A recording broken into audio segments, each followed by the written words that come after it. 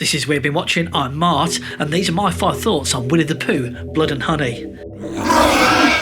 This film's gained a lot of internet buzz about being the first film based on the old classic Winnie the Pooh stories, but it starts off with a little line drawing animation style like a creepypasta, and to be fair, that's probably the best thing about this film.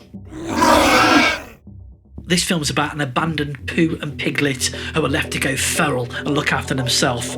And that's basically it. Straight away it starts off with a super low budget, like a student film. Christopher Robin comes back with his new wife to 100 Acre Wood, and they get stalked by Piglet and Pooh Bear. I say stalked, it's actually 2 guys in boiler suits with masks on, moving very slowly. Honestly, my granny could outrun these guys. The acting is bad, the sound design is low quality, and the first kill is just really dull. The story then follows the typical tale of a group of young women in a house in the middle of the woods where no one can find them, and then they're stalked and killed off by Pooh and Piglet. To give the film credit, it doesn't mess around, it just gets straight into the kills. But they become more and more creative. But is this enough for a whole movie? I know The Terrifier does that, but I didn't like that either. Just not that good.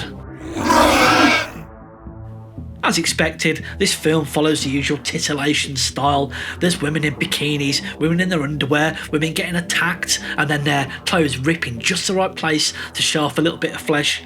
Honestly, I guess it's maybe aimed at teenage boys. The fact that the characters don't help themselves really doesn't help.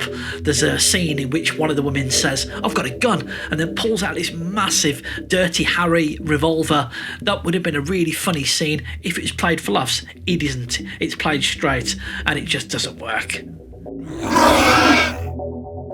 The movie's action scenes are terrible. Pooh gets into a scuffle with a gang of guys as he's chasing one of his victims through the woods, and these guys all square up to him with baseball bats and chains, but it is so slow and badly choreographed. Honestly, again, I think my granny could beat these guys up. Final thoughts. So overall, this movie's bad. It's got bad acting, bad sets, bad sound design, and a bad story. It's just a series of kills. I have to admit, some of the prosthetic work and special effects are quite good, but that's about it. This is the kind of film you would watch with your friends after a few beers on a Friday night, but really, you could do a lot better. Watch something else. Don't waste your time.